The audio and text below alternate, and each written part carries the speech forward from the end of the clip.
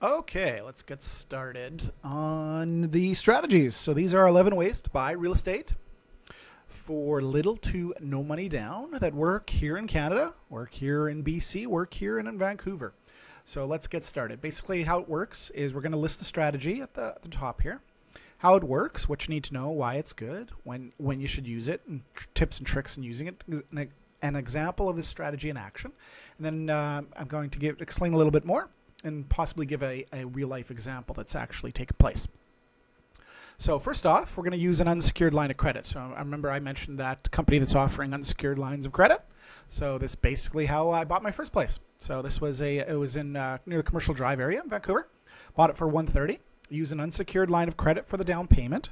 So that was the 5%. The rest was made up of a mortgage. So I just combined the two. Used 100% of the bank's money. And then cash flow, about $150 a month. Paid all expenses, and then current market appraisal well north of $200,000 there on that one. So that's basically just using an unsecured line of credit. So just make sure you have a job and a good source of income, and then just go into the bank and say you're looking to purchase some real estate, and they'll arrange a unsecured line of credit for you. A next step is using, if you're lucky enough to have your own property, your own personal residence, you can take money equity that you have in it, and you can borrow against it, and then invest in a rental property or a development deal that produces enough income to pay all the interest cost and more, and make you a profit. So basically, this is what's called a secured line of credit. So this is if you do own your own personal residence. So this is a friend of mine's. This is his place, and this is the deal that he did. So if your home's appraised value is $330,000, the mortgage owing is $200,000, you'll have equity of $130,000. So 80% of that 330 is $264,000. $264 minus the existing mortgage of $200 gives you $64,000, which can be used to invest. He basically took $40,000 of it, of his line of credit, and he purchased a second property. That's basically how he did it. Interest rate at the time was 3%, so interest only payments, $1,200 a year. 1,200 divided by 12 is $100 a month. You purchase the property for $200,000. Easily pays for all the expenses plus the line of credit cost, and there's $175 a month left over afterwards. So it's completely positive cash flow. Completely pays for itself. Pays all his line of credit costs, and then so current market appraisal on that place is about $250. So that's using a secured line of credit. So you can do that over and over again until you basically run out of your line of credit. But I don't necessarily recommend that. A lot of other agents or brokers may, but that's not really my model. I always like doing shorter term deals where the money comes back. So that basically involves a little bit more creative strategies. So that's the remaining 9 strategies are a little bit more creative than the just using your line of credit ones. So basically, this is called seller financing. So this is strategy number 3. So basically, this is just getting the seller to provide the down payment to you. So if the property is worth $500,000 and you have to come up with 20% down payment to purchase the home as an investment or a personal residence, the rest is going to be in the form of a mortgage. So 20% of $500,000 is $100,000. The bank would give you a mortgage for $400,000. So you can ask the seller to give you a mortgage for $50,000. For $100,000, you could be interest only, amortized over a number of different years. You can pay them out in 1 year, 2 years, balloon payments. There's all sorts of creative strategies you can use. I always recommend asking for as much seller financing as possible. So when I do a purchase offer, I put in one lower price purchase offer and then a second offer that has a bunch of seller financing in it. Because the less financing you have to come up with, the easier it is to purchase a place.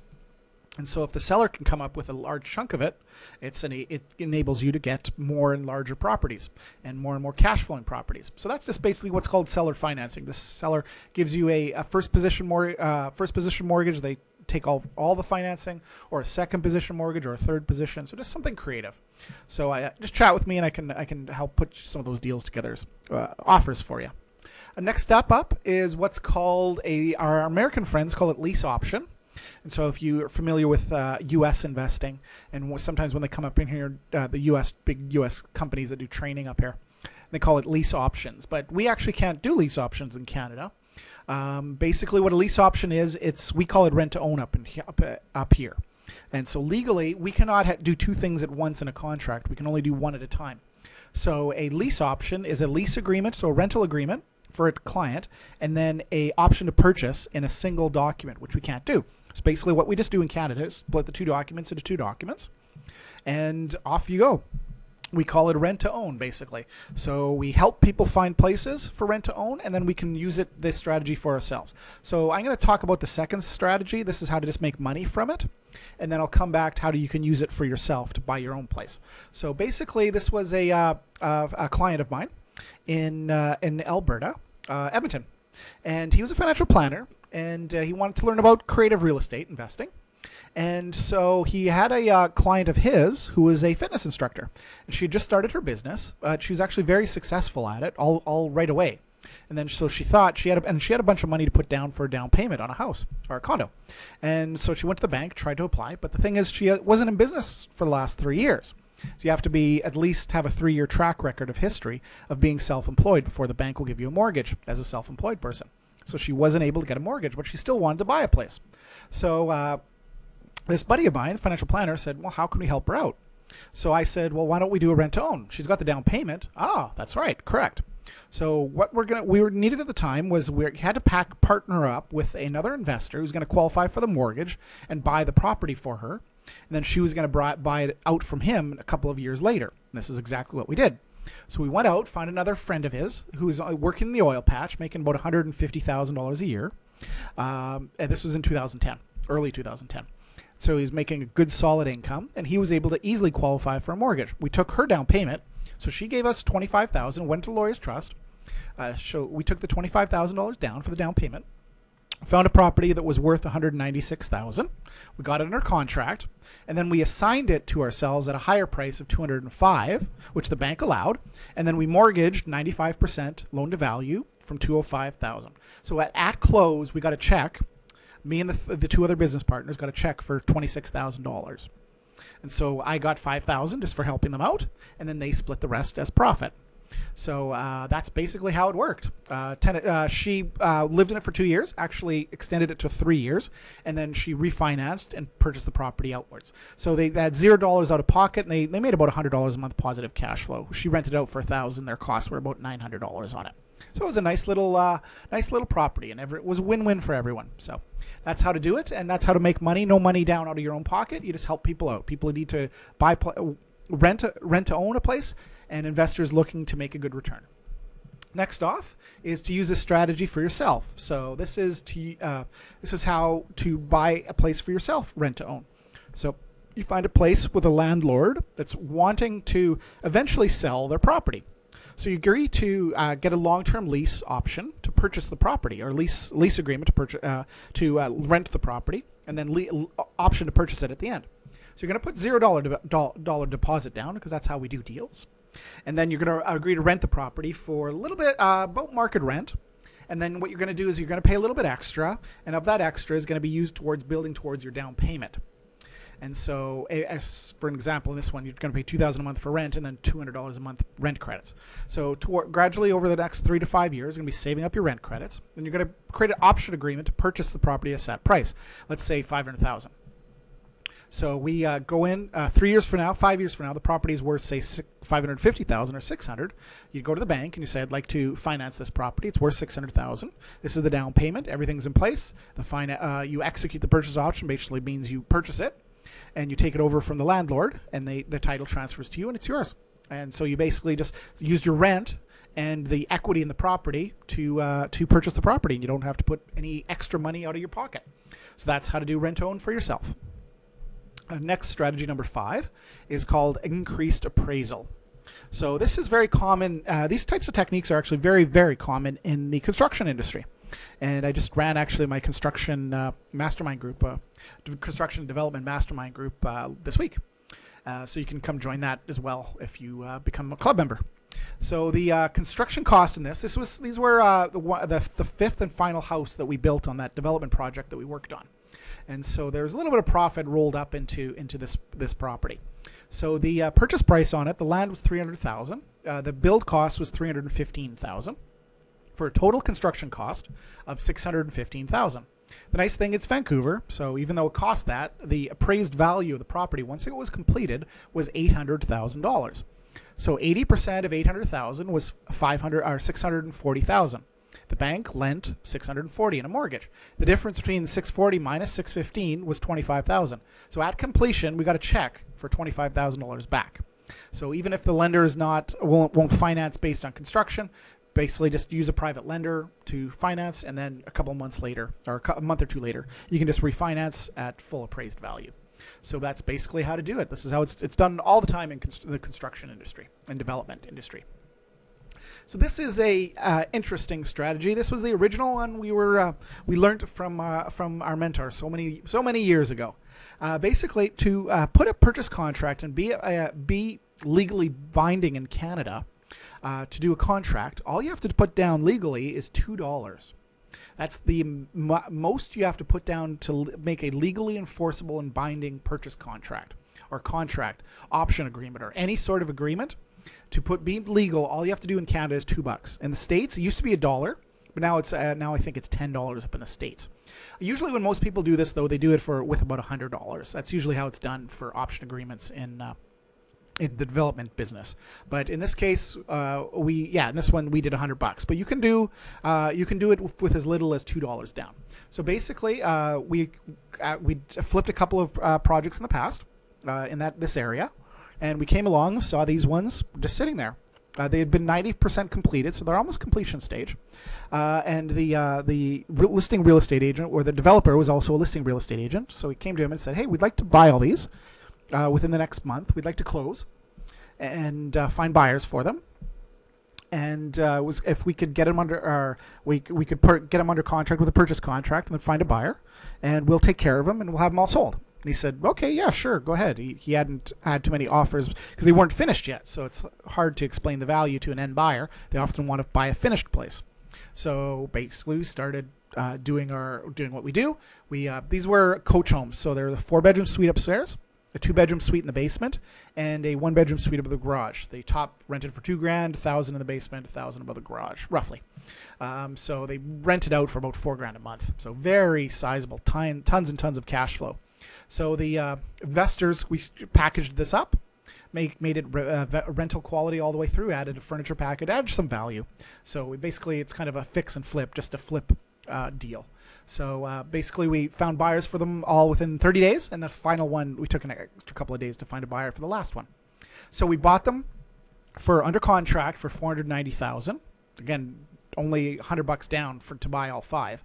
And buyers came in and bought them from us, and they bought them up from us for $535,000. So 535 minus 490 gives you the math on how much we profited over that month-long period. So basically $100 down, and we made $75,000 in profit.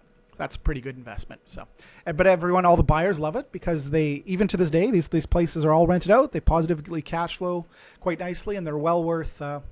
I believe the buyers bought them for $530, and they're worth about $650 right now, $650 to $680 in the marketplace. So that's Vancouver for you. Next up is strategy number 6B. So this is another couple of them that I've added in. Basically, what's called a marketing or referral arrangement. So this one's very, very simple and clean and easy. So it's the ultimate way to make money, no money down real estate. You're not putting any money to do this. You're just referring someone.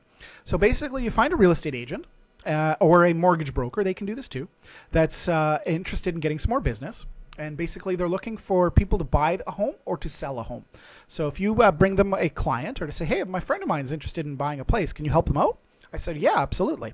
So basically, as long as it's disclosed and we have writing and we have agreements that are all legal, it goes through our brokerage.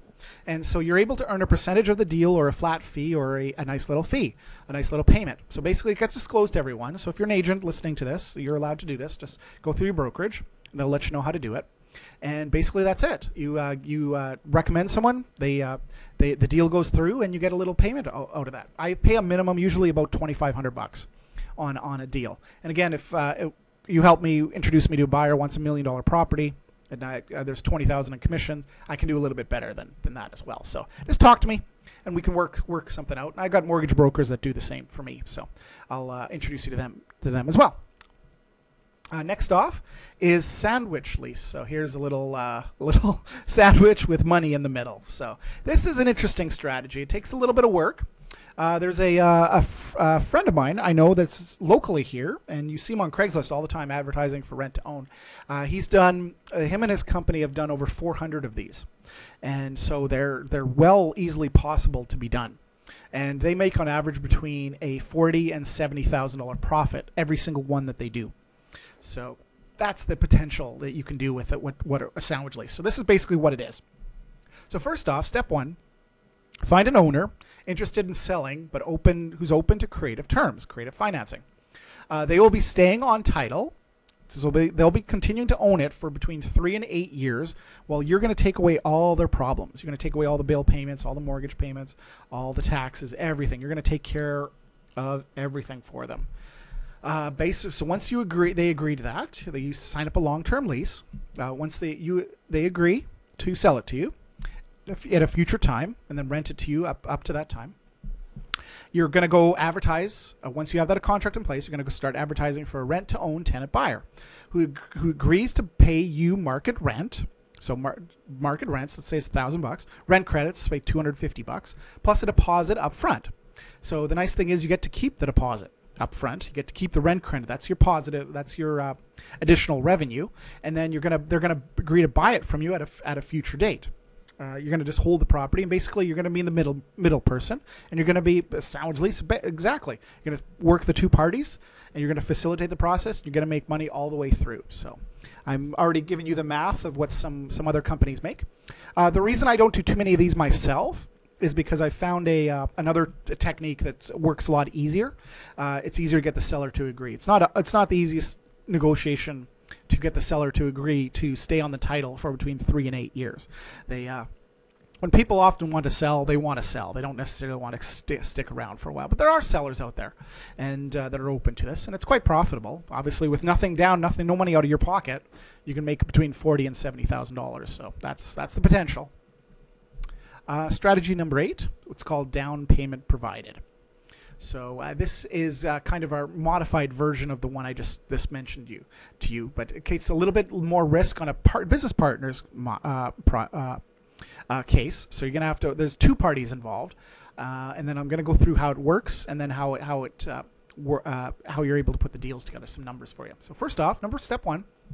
Again, find a property owner who wants to sell and has equity in their property and is open to creative terms. So again, I always like to say 45% of people who own homes here in Vancouver in the city own their homes free and clear. So let's say the average home price is $1.4 million. The 45% of people here in the city own their home free and clear. So basically what they do when they sell it, so they have lots of equity in their home is what I'm saying.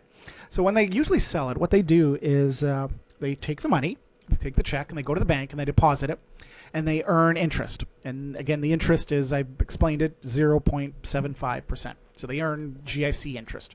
So they don't make much money by doing that. So you're helping them out by offering them this deal. So basically you come to them and say, negotiate that they leave in, let's say their place is worth $1 million or $100,000, whatever. And then negotiate they leave in 20% of it down for the down payment. So they get paid 80%. So you match them with an investor. You bring an investor to come in to buy the place with their credit, and they're going to qualify for an 80% loan to value mortgage. So the seller is going to leave in 20%. So then you're gonna be the manager, put the two parties together, and you're gonna make a profit as well. So basically, we're gonna continue to own the property for the next couple of years. We're gonna do either a fix and flip, or renovate, or just a straight up buy and hold and rent it out. So we're gonna split the profits, however you want to do it. I've seen it 45, 45, 10. 10 for you as the deal maker. 50, 30, 20. You can do whatever you want. 25, 25, and then 50%. Whatever you want to put the deal together. So here are some of the numbers and how it actually works. So a $300,000 purchase requires a $60,000 down payment and then rents out for $1,000 a month. So $0 up front. The investor comes in and qualifies for a new mortgage. The seller provides a down payment. $100 a month positive cash flow plus appreciation plus mortgage pay down. So it adds up to about $850 a month profit, equity. Number of years take place. The property goes up in value to $350. You bought it for $300. $50,000 profit, then everyone splits the profit. So you get 5, 10, 15, 20,000, whatever you can negotiate. and then it's all no money, no credit out of your own pocket. You're just putting the deal together. So that's a pretty cool little strategy. It's called down payment provided. Next up is a strategy number 8B. So this is a way to, if you have property, to sell it. And you can also use this to buy property for no money down as well. But I just used this particular one. The example is I used it to sell a property of mine. And so this was just recently took place. This is one of my condos, rental condos that my father owns in Vernon, BC. So it's a rental condo, rents out for $850 a month. And so I sold this for $138,000. The buyer's coming in. They're not buying it immediately. We did what's called an agreement for sale. So a purchase agreement, usually they buy it within 30 days, and then they buy it and it's theirs. An agreement for sale is an agreement to purchase, agreement to buy, but the title stays with the seller for between 5 and 10, in this case between 5 and 10 years. So we're responsible as the seller to continue making all the mortgage payments, collecting all the payments, and doing everything. And we still hold title, but then they have the right to buy it. They've actually bought all the beneficial interest to it. So how it worked in this case is we're going to stay on mortgage. The owner stays on mortgage and title for 5 years, up to 10, if the buyer requests. The buyer paid up front, though, $15,000 through their line of credit. They borrowed at 3%. So the seller, we, agreed to pay the borrower's line of credit cost, which is $45, and provide an additional $116 a month in positive cash flow. And that's what the property produces. So they basically bought the beneficial interest. So they're going to save all that up, the positive cash flow. They save that up along with the equity and appreciation. And so the property goes up in value over the next 5 or 10 years, and then they're going to just refinance at the end, and then pay us out an additional $5,000. So buyer provides an additional cash payment, this, like I said. So that's how they were able to, they just borrowed it against his line of credit, so he effectively bought it for bank's money as well. And so and then it's a win-win because it's right now worth probably about 128, 130, and we were able to sell it full price at 138. So we sold it for above market price. So it's called agreement for sale. Next is profit sharing agreement. So this is strategy number 9. So this again was a recent sale with a club member. So the owner agreed to provide the 5% down payment needed plus some value-added renovations. So the buyer in this case qualified for a 95% loan-to-value mortgage with CMHC insurance included. They negotiated 5-year profit sharing and co-ownership agreements. So I give you all the documents on how to do this. And so the profits in this deal will be split after 5 years. So the buyer came in with 5% down, and basically got effectively a no money down type deal because it was all financed through the bank and through the seller. So that's basically, it's called a profit sharing agreement. It was disclosed to the bank. Everyone was good. The bank understood how the deal transacted, and everyone was happy. So it's basically kind of a joint venture modified profit sharing agreement. So pretty cool little deal. Final stage, I'm going to go a little bit more into the down payment provided, and I'm going to give you specific examples on how it's going to work, and a great way to put a deal together, and a great way to make a win-win profit for everyone. So I'm going to go through nice and slow, and so take a lot of notes as we go through this. So basically, we're not going to require very much money. We're going to put down $2 again, our deposit. We're not going to qualify for a mortgage. We're not going to do a credit check on us as the deal maker, as investor. I'm not going to need any income, not going to have need a job. We're not going to do any property management. There's not going to be any tenant hassles. And we're not going to do any maintenance. So it's all going to be taken care of for us. I'm going to show you how it's done. So first step, you're going to find a good deal, either through an assignment. So have a deal maker, one of our club members, find you a good deal, or you find it a good deal by yourself. So you're looking for something a little bit below market value. So you want between 5%, at least a minimum of below 5% below market value, and that's very easily done. And then you can do all the way up to 50% below market value, and that's certainly possible. I've done that in bulk, and there's a number of different strategies I teach during my weekend seminar or my Saturday seminar on how to buy properties for a lower price. So buy it with the intention to close the deal with a joint venture partner or by yourself. So you buy it with the intention to close. Second step, you're going to sell 50% ownership of the property at 100% of the price. So you're going to, once it's under contract, you're going to advertise, find a buyer responding to interest-free down payment. So that you're going to advertise at Craigslist or Kijiji, and you're looking for a buyer to partner with you, joint venture partner, that wants to purchase a property that doesn't have a down payment, and you're going to offer them an interest-free down payment. They've got to be pre-qualified at the full price, so they have to be able to buy the property at 100% price. So make sure that a buyer agrees to pay all closing costs and agrees to live in the property. That's step 2. Third step is you're going to ensure the joint venture agreement between you two states all the mechanics and the exit strategy of the deal. So the buyer, your joint venture partner, pays all occupancy charges, including the mortgage, payments, taxes, utilities, etc., maintenance, everything. You're going to share the equity and appreciation, so they're going to agree to do that with you. And you're going to provide the down payment, which shall not exceed more than 5 to 20% of the appraised value. So fourth step is you're going to cash out at close. You're actually going to make some money up front. So you cash out and close, which is going to be approximately 15 to 20% of the sale price of the property. Your down payment is returned to you on closing, which is the same day. So I'll show you how that works.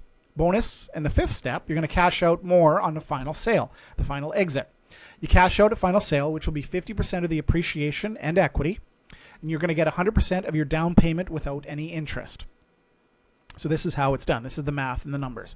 So the current market value on this property, for an example, just an average property, $100,000. So let's say you found you looked and looked and looked, and you found a couple that's getting divorced, or they're having marital issues, or disease, or death, or something's happened. So you found the deal of a lifetime, or you bought 5 of them, or 10 of them, or dealt with me, and I found a really good deal for everyone. So you found the deal of a lifetime, and you're able to buy that $100,000 condo or $100,000 property that's worth $100,000. For $60,000, you got a deal of a lifetime. The ASC appraisal says it's worth $100,000, so that's what it's worth. Your sale price to your end buyer, your joint venture partner, who's going to own 50% of it, is $100,000. You co-own the property with them. You're going to provide the down payment for a limited time for $20,000. You're going to either do a daylight loan or do a strategy to do that. A new buyer mortgage is going to come in for 80% loan to value. So it's worth $100,000. A new mortgage is going to come in for $80,000. Cost of acquiring is $60,000, basically. So you get $20,000 up front, cash at close. So that's pretty cool. Difference between your first mortgage and the purchase price. And you still own 50% of the property. So you get cash back up front, or you get profit up front.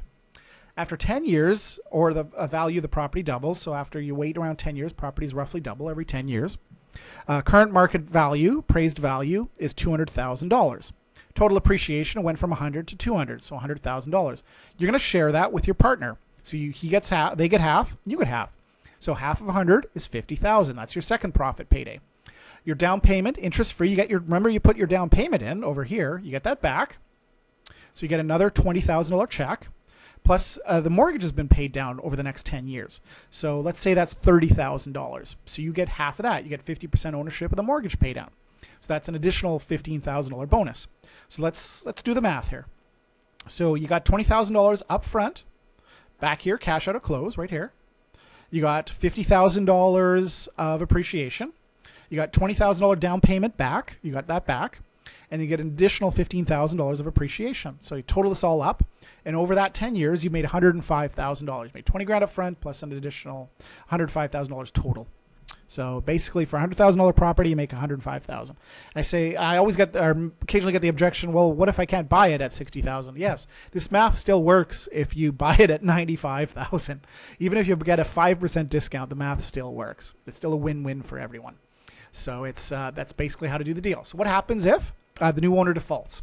Well, either you can take over the property and rent it out, finding another buyer for it, or you can walk away. There's no liability. You're not the mortgage, so it's their issue, not yours. The property value drops. Well, you can simply again walk away. You don't get the last appreciation bonus, or you just buy and hold it. You just keep renting it. You sell it to your joint venture partner. You move on. You find a new joint venture partner for it. So you can do all sorts of flexibility. You're in control of the joint venture agreement. Just make sure it's fair and reasonable between you guys. So any liability. Is your name on the mortgage? No, absolutely not. Is your name on the title? No. Nope. Is your name on taxes? No. Will it ever cost you money? No. Will it affect your debt service ratio? No. Will it affect your credit? No, because you're not on title or you're not on mortgage. Maximum investment, you put down $2. No mortgage qualifying, no credit check, no income, no tenant hassles. Again, the joint venture partner is doing everything. Is there skill in education? Yes, 100%. There are skills and education needed and proper agreements. And guess what? I provide those, and I'll help you out. So let's recap here. Did you get money at closing? Yes, 100%. Is the buyer increasing the property value? Yes, absolutely. It's their place. Is it your asset and accounts receivable? Yes, 100%. It's an asset. Is it creates money from thin air? Effectively, yes. Basically, you're using the future value of the property and realizing it and keeping control. Or is it legal? 100%. Everything's in a joint venture agreement. Everything's disclosed. 100% legal.